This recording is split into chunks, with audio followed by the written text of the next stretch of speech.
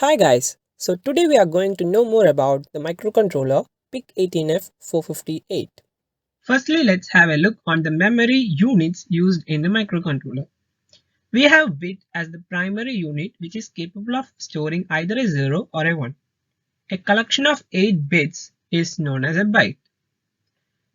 We may have come across the words kilobyte, megabyte, gigabyte and terabyte in our day-to-day life, and kilobyte represents a collection of 2 raised to 10 bytes. We should note that it is not equal to 10 raised to 3. It is just greater than 1000 bytes. Similarly for megabytes and gigabytes and terabytes.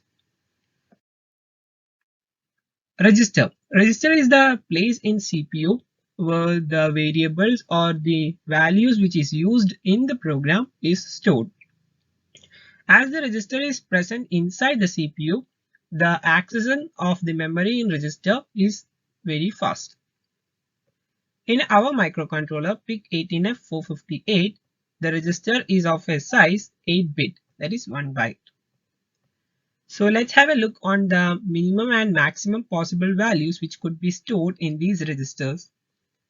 As usual, putting all the bits to 0, we get the minimum value, and putting all bits to 1, we get the maximum value. In hexadecimal, it is represented as 0H to FFH. In decimal, equivalent is 0 to 225. We will be having these many registers in PIC18F458. This one thing is a single register of 8-bit size, and this is the address of these registers. So in a total, we will be having FFH plus 1 registers in this our microcontroller. This whole set of register is divided into two categories based on the purpose of these, as general purpose registers and special function registers. These general purpose registers are used for storing variable values depending on our interest or the program. We should be careful in using these registers because these are special function registers and are assigned a special function during the manufacturing of the microcontroller, such as a ports, output input ports, and the functions to make these ports as output input ports, etc. Timers, analog digital converters, these all are present in these special function registers. So the special function register size depends on the functionalities present in the microcontroller. If we have more timers, then the space of this SFR will be more. WREG. WREG is known as the working register, or in olden times known as accumulator. This is a separate register from those file registers mentioned before. This is also of size 8-bit, but this is used more common and more frequently in our programs. If we are to move or copy a value into the microcontroller, we will be first copying it to this register.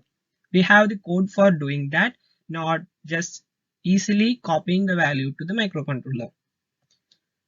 Significance of this WREG is of high importance. So this is of 8-bit size. We can see here the bits, we named it as D0, D1, D2 to D7. This is known as the least significant bit, LSB, and this is known as the most significant bit, MSB. Now coming to the working of the microcontroller, all the mathematical process happens in this unit known as ALU. ALU means arithmetic or logic unit. As I said before, we can move a value directly to the WREG register, and to add another value with this value present in this register, we can take the input from here and the value which was previously present in WREG from here to this ALU and do the operation, and if it is an addition, the result will be sent to this WREG register itself. So if a 2 was present in this WREG before, we moved a value 2 and then we send in 3 to add to this current value in this WREG. So the sum 5 will be sent back to this WREG, and then now WREG will contain the value 5. We can make alterations in the code such that the sum is sent, sum or result if it is subtraction. Anyway, the result could be sent to this file register, to a particular address, to a particular register, not to this as such.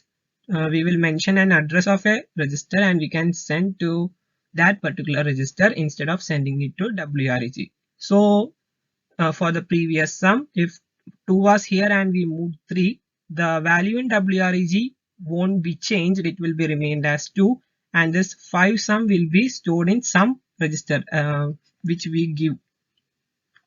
The ALU also sends a signal to the status register. It is for knowing whether there is a 0, carry, negative number, etc. We will be looking to the status register in detail in our coming videos. Thank you for watching. In the next video, we will be looking into the programming in microcontroller. So if you like my video, please like and subscribe. Thank you.